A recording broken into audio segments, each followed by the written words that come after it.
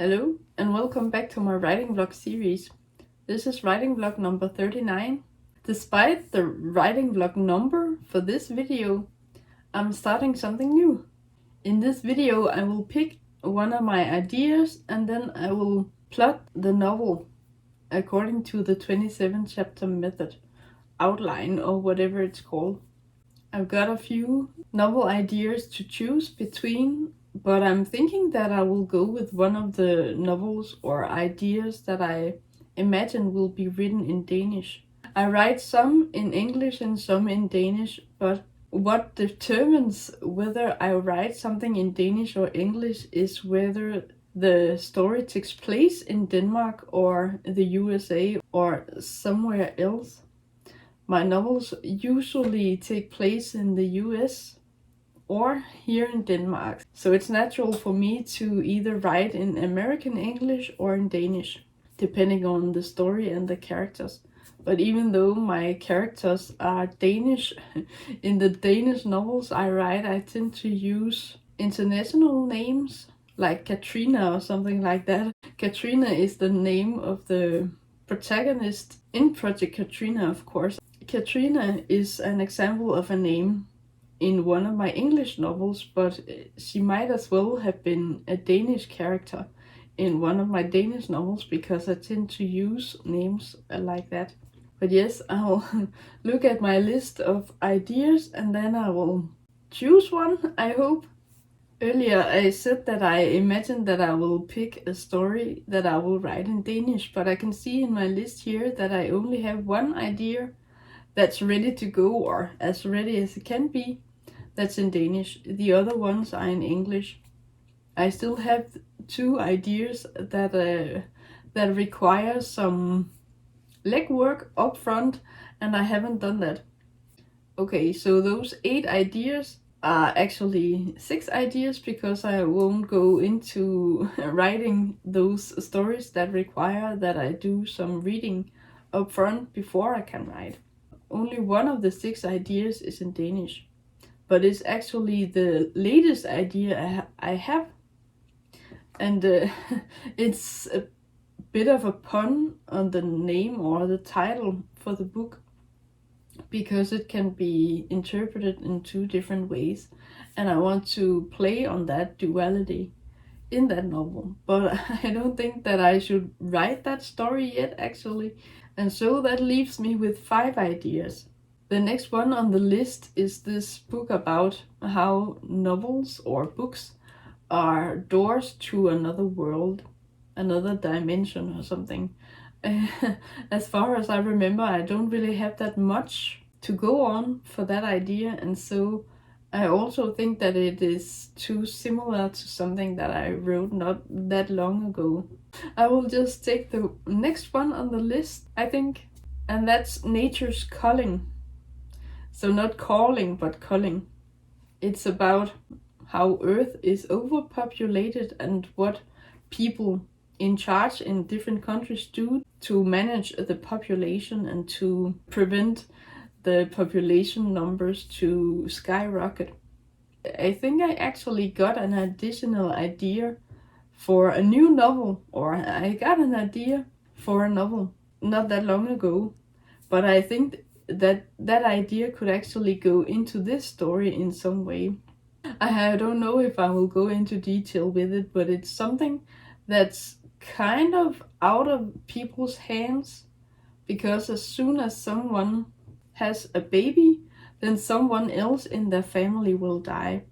And it's not something that they have control over, and they think that the government is controlling things by somehow eliminating people, kind of like a punishment for them having children of their own, then someone else will die.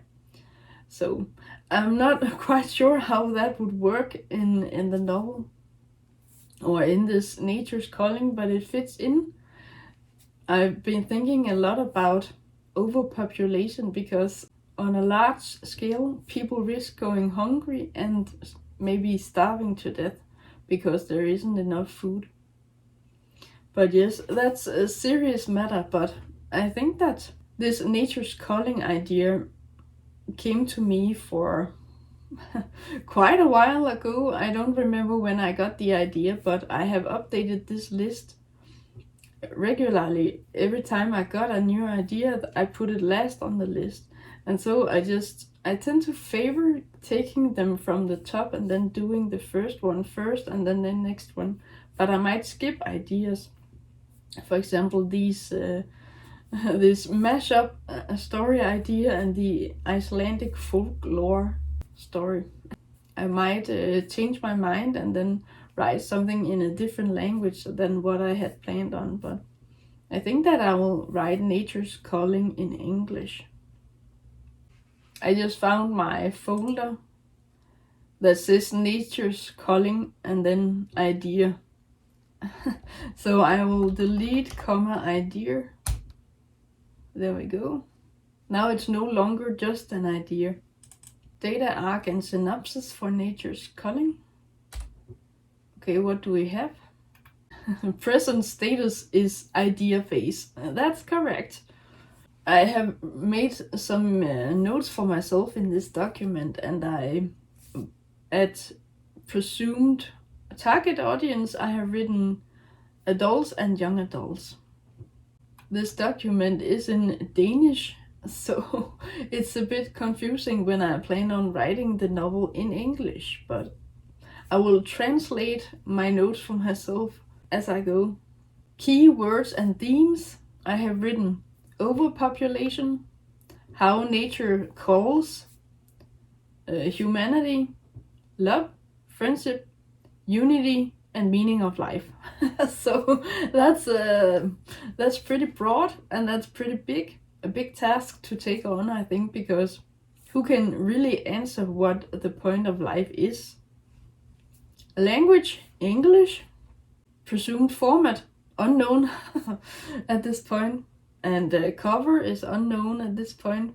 The style of writing, I have just written omniscient third-person narrator. I might change my mind about that. Third-person narrator isn't that typical for modern novels, so I think I might switch to a closer third instead. I just added no, instead choose close third. Okay, characters. I have just written a couple, boyfriend, girlfriend, or married, who live very isolated, and then a random few other survivors. And then synopsis. It's inspired by the coronavirus, COVID-19. A sickness is culling humanity as we have become too good at surviving. And in order for Mother Earth to move on and to combat this overpopulation, she makes a clever and deadly virus. Okay, I have quite a bit for this story, so it has got nothing to do with what I talked about before. If I can weave that into this story, I don't know if I can. There's something about a virus that has wiped out people, but I think maybe changing this thing about the virus to something random, to something otherworldly in some way, that goes in and then kills off someone every time someone new is born. It will be scary, and it will be something that they can't really get around, because in order for humanity to survive, some people need to procreate. Some people need to have children and see them grow up and have children of their own, and so on and so forth. I have 3 more paragraphs written in Danish. I am not going to sit here and then translate that on the fly, because I might change it anyway. But I think what I'm going to do is that I will create a new document, so I'm ready to write that story, and then I will take this 27 chapter method outline I have in a bullet point form, and then put that into my document, and then fill in all of these plot points, so I have a framework at least to work with when I'm going to write this story. Nature's Culling, novel, draft 1. That's the name of this document. The thing about the characters, I'm going to copy that into my document in the footnotes or at the bottom of the page. The thing about the narrative style, I copy that over as well. If the narrator is omniscient, then there won't be any surprises, I think, because if the person or the narrator telling the story knows everything, then there won't be anything to surprise the narrator and thereby also the reader. And so I think I will delete that part. Not omniscient. Close third narrator. I have some for the synopsis, so I'll just copy that over, even though that's in Danish. I just read through the other paragraphs I have for the synopsis for this story, and basically it's about my two main characters, this couple that lives very isolated, that they have a change of heart because they are very protective of each other and their home. When a group comes to them to get help and to get food and to help surviving, then this couple who lives very isolated just shoos them away and just doesn't want them to live near them because they don't want to get infected by this virus. It's a pandemic, and these two people, this couple, they don't want to get infected, and they manage to actually survive very long. And so their child is going to grow up, but then be alone in the world or just be with his or her parents. This couple that lives very isolated are protective of each other and their little family. I don't know if they have a child at the beginning of the story or whether they have a child later on, but Nature's Culling is about how Mother Earth makes this virus to get rid of people, to decrease the population, but this couple manages to survive. But then at the end of the synopsis, I have written that they realize that maybe it's a good thing to be careful and not get infected, but it's not really that fun to be the only survivors in the world. I don't know what the morale of the story is or whether I'm going to go with this idea at all. I had this other idea that someone will get hit at random and then will die when someone else is born, but they have to be related, blood related in some way. I don't know how that would work actually, but it's just an idea I have. But yes, I either have to go with this pandemic idea or this randomness. Getting rid of one person every time one other person is born won't decrease the population, but just keep it at the same level. People will die of other causes as well, so maybe it will decrease the population. If one person has to die for every new person that's being born, then at some point the population will be low enough to support life, plenty of life again. I don't know. It's tricky. This idea that is inspired by the coronavirus is pretty tame at this point. A pandemic is not something to laugh about at all, of course, but this synopsis I have for this story is pretty bare bone at this point. So I think I would need to come up with something else, because I don't think that what I have in this synopsis is going to be enough for a full novel. But then again, of course, on the other hand, I don't think that this idea that I had a few weeks ago is going to be enough for a full novel either. So maybe it would be a mix of both things.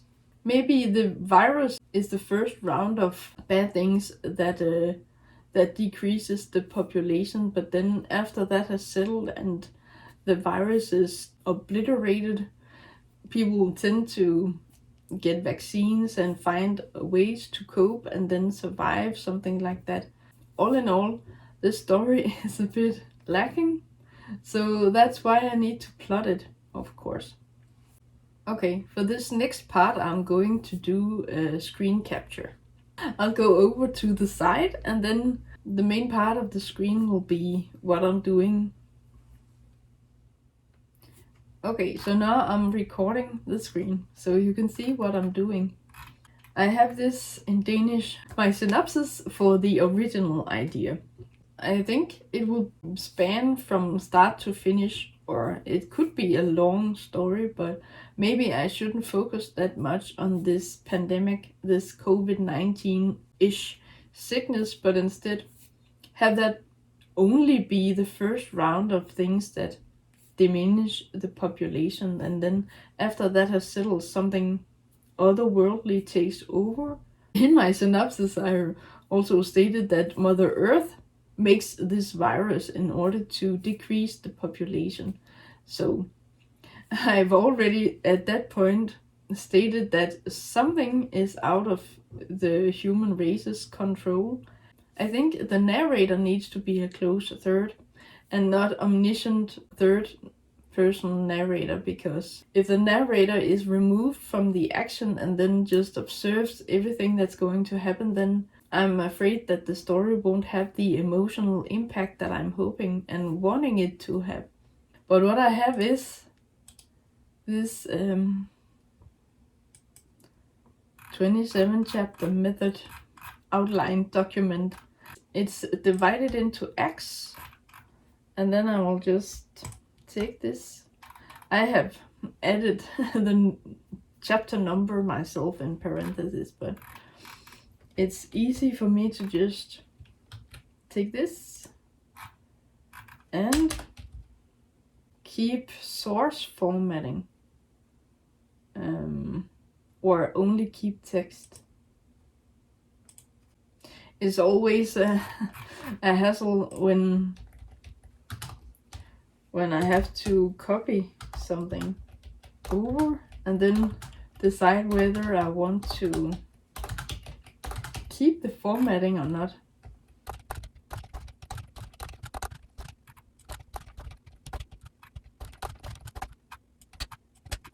Act 1, Act 2, and Act 3. Okay, so I have this synopsis.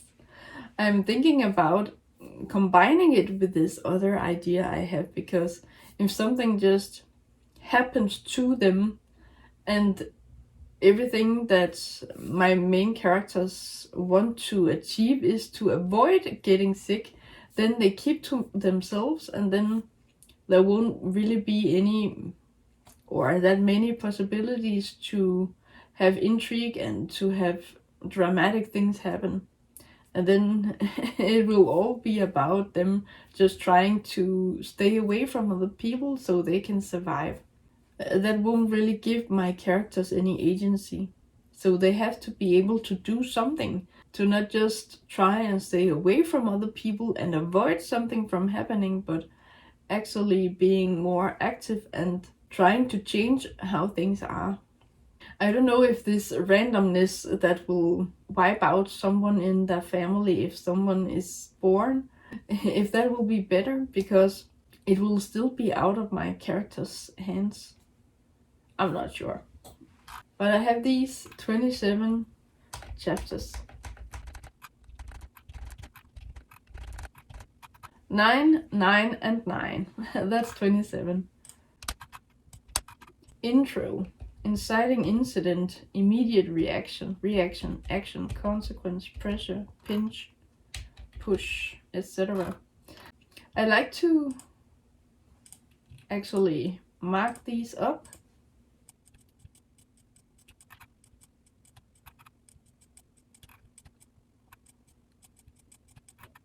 Action, converge, battle, climax, resolution.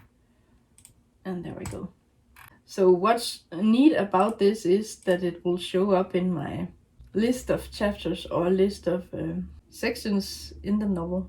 So I have that framework ready to go when I write. At least that's the idea. So I have already marked them as heading to. What I like to do is to just write a few sentences for each chapter.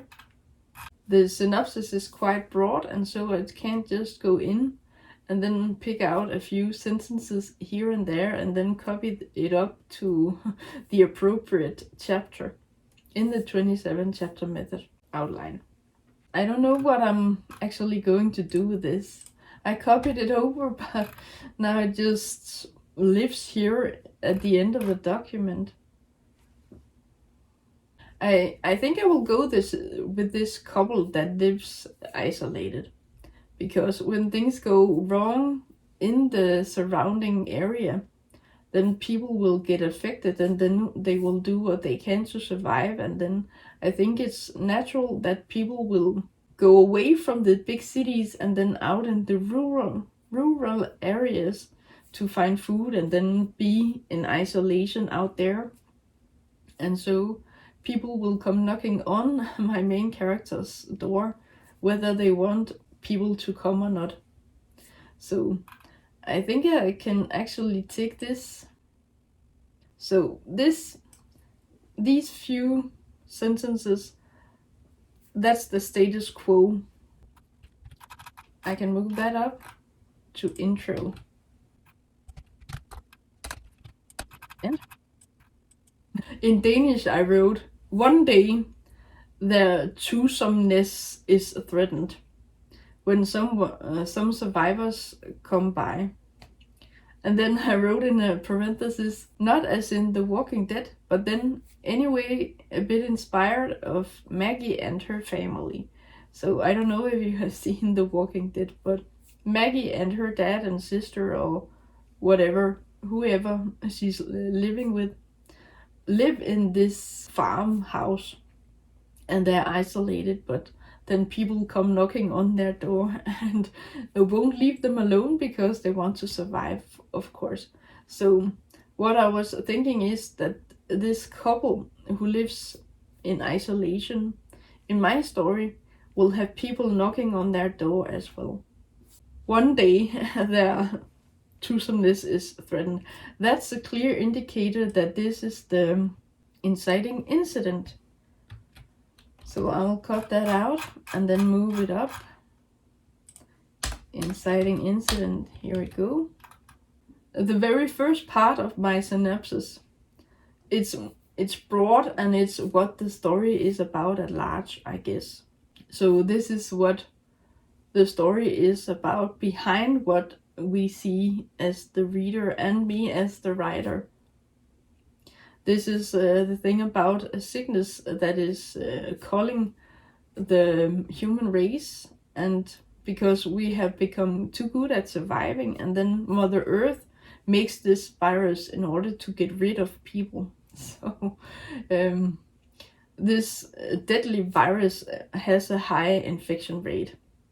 It's also something I state here, but I don't think that this section will go into a specific chapter, because as I said, it's more overall, but I can cut it out. What the story is about. There we go.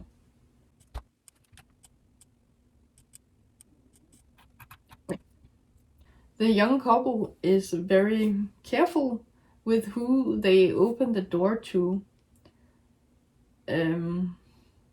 This couple has seen on the news that there's a deadly pandemic going around the entire Earth, and it's threatening everyone alive.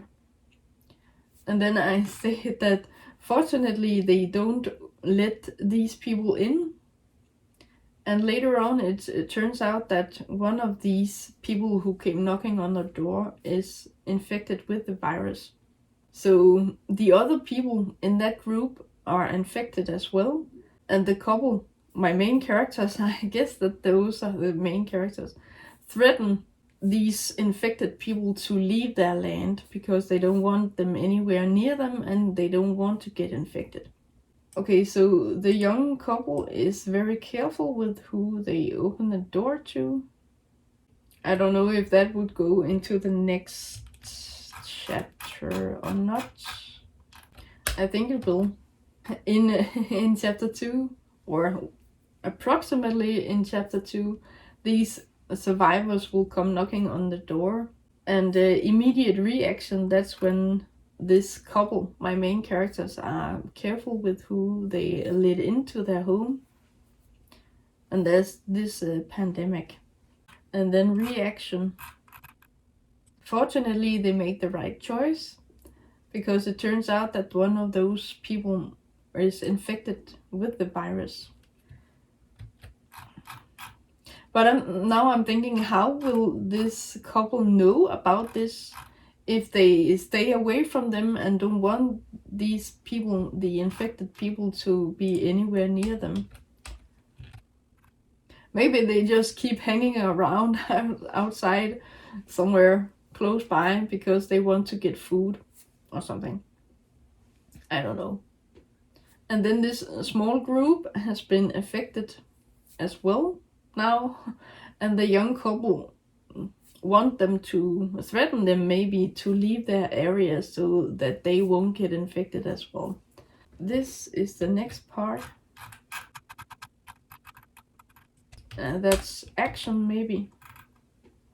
But again, it's not about my main characters, but this group of people who come knocking on their door. I don't know how I'm going to go about telling that these other people's part of the story when they don't want them near each other. My main characters want to be isolated, and they're pretty self-sufficient or self-preserving. I don't know what the right term is, but they have livestock, and they have chickens, and they have pigs, and they have crops, and they can sustain their own life. Maybe they could spare some food, and maybe that's what they're going to do, as long as those infected people don't come too close. So maybe they just throw out bags of food or something for them, but don't come any closer, something like that. But they have to be able to communicate with each other somehow, because otherwise my main characters can't know what's going on with that other group of people. And when they get infected by this virus, then my main characters will have to know some way that this situation has changed and become more serious. And then the young couple can thereafter continue their quiet life in peace. But these news reporters are fewer and farther in between, and so my main characters find it hard to know what's going on in the world around them, because people are dying around them in the world, and so people won't be there to cover the news, to tell what's going on. This sentence is very broad as well. It's something that has to span over several months, I think. Or maybe if the pandemic is very quick to spread and kill people off, then it won't be that long. But my main characters can't get any news. They can't get any news because there's no one left to tell the news. Maybe that part isn't what I'm going to go with, though. If I'm going to combine it with this, this pandemic raged throughout the world, and then a lot of people died, and that was sad and that was bad. But the survivors can go on living their life, and then that could be a twist midway in the story. So I can have this twist that it isn't over yet, and then this thing with the random picking people off will be the new thing instead. I don't know. It's pretty gruesome and pretty grim, of course. Okay, consequence. That fits neatly into this, I think. But I'm not even halfway through the 27 chapter method outline. Something will have to change in between, or I have to put on something else. As I said, this could all just lead up to the midpoint, and then this other thing will happen that my main characters don't really have that much control over either. And then at the end, they realize that maybe it's not the greatest thing in the world to be the only survivors, or maybe they're not the only ones, but as far as they know, they're the only ones in that area who are still alive. When their own kids grow up, then it will be in a world without people, and without progress, and without any option or possibility to do anything else than to stay or be in their own little world. I don't know about this last part. It would go at the end of the story, I think. This ending would still be the same, even though I put something else on. I just leave it under resolution. I have filled in a few things, but I'm not done yet. I filmed all of this in one go, in one sitting, so to speak. But the video ended up quite long, so even though I'm going to take out a lot of the footage where I don't really make any progress on the novel, or when I just edit it regularly, the video will still be a bit long. So I have split it here, and then you can follow along in the process in the next video. So you have just watched part 1 of me picking a story and then outlining the first part of it. And then in the next video, you will watch me plot out the rest of the novel. But yes, that was it for this video. I hope you enjoyed it, and I hope you will watch the next one. Until then, take care. Thank you for watching.